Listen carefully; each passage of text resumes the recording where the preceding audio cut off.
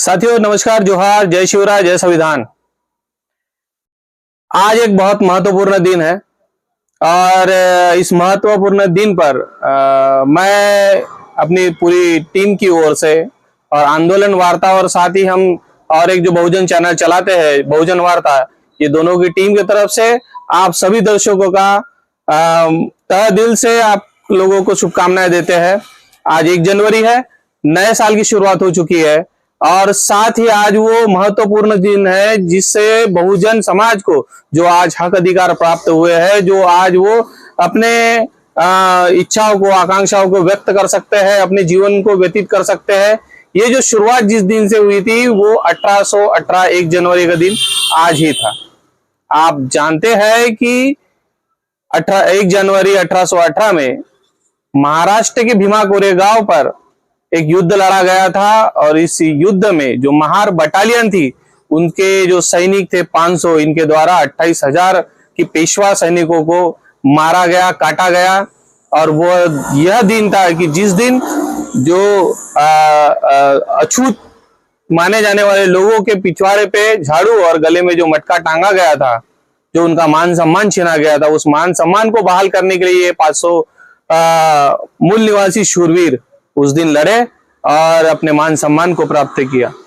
ये कहानी तो सभी जानते हैं, लेकिन फिर भी हम ये कहानी हम आप तक फिर से इसलिए पहुंचा रहे हैं कि जो आने वाली जो नस्लें हैं, आने वाली जो पीढ़ियां है, उन तक भी ये जानकारी जाए और अपने महापुरुषों का जो संघर्ष का जो इतिहास है, जो लड़वैया होने का जो इतिहास है, वो उन तक पहुंचे। हमारे इतिहास को इस तरह से तोड़ा और मरोड़ा गया है, ऐसा समझाया गया है कि आप हजारों सालों से ही गुलाम थे, लेकिन ऐसा नहीं है। हमारे ऊपर में गुलामी जरूर थोपी गई थी, लेकिन इस देश में जब जब मौका मिला तो हमने हमारे कलम का जोर भी दिखाया है, उसी तरह से हमारे शहीदों ने तलवार का जोर भी दिखाया है। इसका जीता जाता उदाहरण जो है आपको भीमा कोरेगांव पर जाकर देखिए। आज लाखों की तादाद में वहां लोग जुटे हैं। इसकी जानकारी डॉक्टर बाबा साहेब अम्बेडकर जी ने जब वो लंदन की एक लाइब्रेरी में पढ़ रहे थे, उन्हें वहां से वो जानकारी मिली कि इस तरह से महाराष्ट्र में कोई एक जगह है जहां भीमा कोरेगांव का युद्ध लड़ा गया था और 500 महार बटालियन ने इस युद्ध को लड़के 28,000 की जो पेशवाओं की जो सेना थी उसे एक गाजर मूली की तरह से काट कर फेंक दिया। और सबसे पहले बाबा साहब ने अगर किसी को जाके नमन किया होगा तो उसी भूमि को नमन किया जहां पर में इन महापुरुषों की शौर्य गाथा लिखी गई थी। और उसी स्थान पर अंग्रेजों ने एक बड़ा स्मारक वहां बना दिया। कई लोगों को ये भ्रम होता है और कई लोगों के द्वारा इस तरह का प्रचार भी किया जाता है कि वो जो सेना थी, जो 500 लोगों की सेना अंग्रेजों की तरफ से लड़ी थी, वो सिर्फ महारों की सेना थी। लेकिन ऐसा नहीं है साथियों। वहां जाने के बाद में जब आप उस विजय स्तंभ पर देखेंगे तो इस तरह से मैंने फोटो निकाल के रखी है। यहां पर में जो सैनिकों के जो नाम लिखे हैं, इसमें शेड्यूल कास्ट के भी सैनिक थे, इसमें ओबीसी समुदाय से जो लोग आते हैं उनके वो भी सैनिक है। यहां तक कि इसमें जो मुस्लिम जो लोग हैं उनके नाम भी इसी लिस्ट में हमको दिखाई देते हैं। और इस लिस्ट में जो क्षत्रिय समाज के करीब 8 से 9 लोगों के नाम भी इसी लिस्ट में आपको वहां पर में अगर आप ध्यान से देखे होंगे तो आपको नजर आएंगे। इसका मतलब ये जो युद्ध लड़ा गया था ये सिर्फ महारों का और उनके हक अधिकारों का युद्ध नहीं था, तो ये इस देश के जो मूल निवासी है उनका और इस देश में जो आक्रांता इस देश में आए, उन्होंने जिन्होंने इस देश को कब्जा करने का काम किया, इस देश को गुलाम बनाने का काम किया, उन पेशवाओं के विरुद्ध ये युद्ध था। एक अटकल और भी लगाई जाती है। ऐसा कहा जाता है कि जब शूद्रों को चलने का अधिकार नहीं था तो वो किस तरह से पेशवाओं के साथ में अपनी मांग रखने के लिए चले गए। लेकिन आपको ये जानकारी मैं देते हुए बड़ा हर्ष होता है और गर्व महसूस होता है कि जो सिद्धनाग इस 500 महार बटालियन को लीड कर रहे थे, उनका जो रुतबा था, जो उनका जो ओहदा था, वो ओहदा और उनका जो रुतबा, जो उनकी जो बात सारे लोगों में जिस तरह से उनका डर था, आपको जान के बहुत खुशी होगी कि 30,000 की सेना में से 2,000 सिर्फ इसलिए भाग खड़े हुए कि सिद्धनाथ और महानाग इस युद्ध में लीडर की भूमिका निभा रहे थे। तो इस तरह का रुतबा होने की वजह से पेशवाओं तक वो वहां पर जा सके, उन्हें अपनी मांगे बता सके कि अगर हमें आप हमारी भूमि दे दे तो हम अंग्रेजों की तरफ से ये लड़ाई लड़ने के लिए तैयार नहीं है। लेकिन फिर भी पेशवाओं का जो अहंकार था, वो चाहते थे कि इस देश में जो बहुजन वर्ग है वो हमेशा दबा कुचला रहे। तो उन्होंने सुई की नोक पर भी नहीं दी जा सकती इतनी जमीन भी मैं आपको नहीं दूंगा, इस तरह से कहते हुए इस युद्ध को भड़काने का काम किया। आज का ये जो शौर्य दिन है, इस दिन के उपलक्ष्य में बहुत सारे अलग अलग नेताओं के अलग अलग कथन जो है वो सोशल मीडिया पर देखने को मिलते हैं। इसी तरह का एक कथन एक बड़े नेता, जो बड़े बहुजनवादी नेता है, और उनका एक कथन आया है कि 499 जो थे वो महार थे और एक जो था वो अन्य जाति का था। इस तरह से 500 महारों की बटालियन ने ये युद्ध को लड़ा। लेकिन मैं आपको बताना चाहता हूं कि वो उस जगह पर जो विजय स्तंभ है, उस विजय स्तंभ पे जो फलक लगे हुए चारों दिशाओं में, उस पर साफ साफ अक्षरों में कई अन्य लोगों के भी इसमें नाम लिखे हुए हैं, जैसे कि रयम खान, शेख अहमद, अब्दुल अकरम, कोवे खान,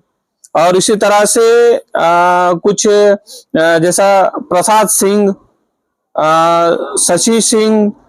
हंसत मान, सुरज सिंह, बख्शगु सिंह, देव सिंह, विधान सिंह, तो इस तरह भोला सिंह, इस तरह के जो नाम है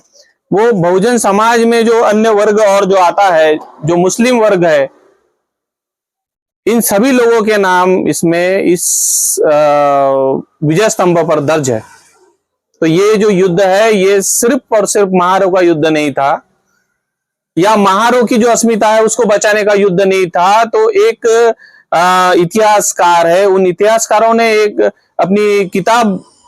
लिखी जिसमें उन्होंने साक्ष्यों के साथ में ये बताया है कि प्रताप सिंह भोसले महाराज, जो कि शिवाजी महाराज के वंशज रहे, उन्हें पेशवाओं के द्वारा नजर कैद में रखा गया था और उनकी स्थिति जो थी वो बंदी से कुछ भी कम नहीं थी। उस स्थिति से उन्हें बाहर निकालने के लिए भी ये जो 1818 का जो युद्ध है वो लड़ा गया, अंग्रेजों को साथ में लेकर लड़ा गया। और इसके बाद में ही प्रताप सिंह भोसले महाराज 1818 में आजाद हुए और 1818 से लेकर तो 1847 तक उन्होंने सातारा की गद्दी है वहां पर में राज किया और बहुत सारे जो काम है उन्होंने उस समय वो कर पाए। यहां तक कि प्रताप सिंह भोसले महाराज जी वो व्यक्ति है जिन्होंने अपना महल एक स्कूल बनाने में लगाया, और आपको जानकर हैरानी होगी कि डॉक्टर बाबा साहब आम्बेडकर उसी स्कूल से पढ़कर बाहर निकले।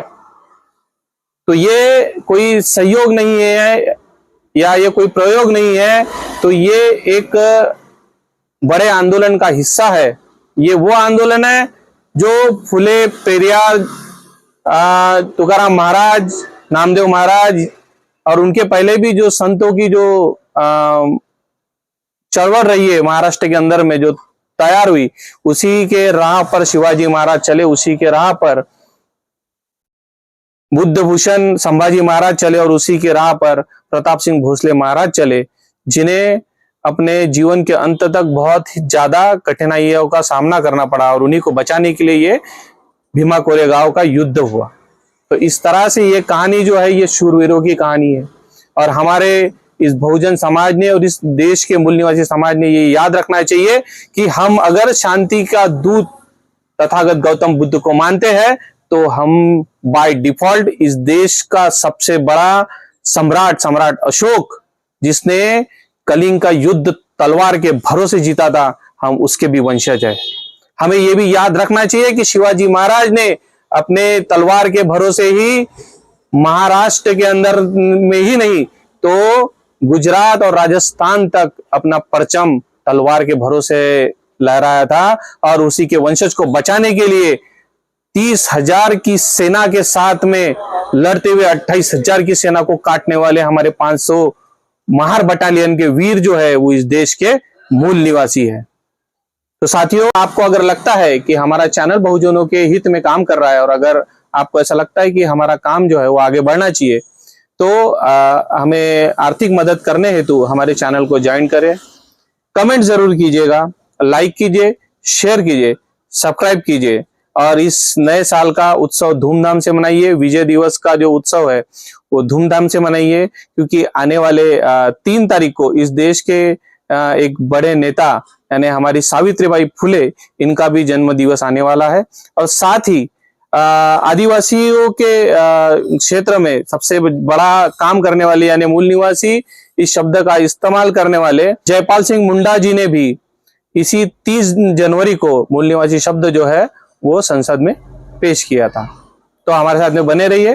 धन्यवाद।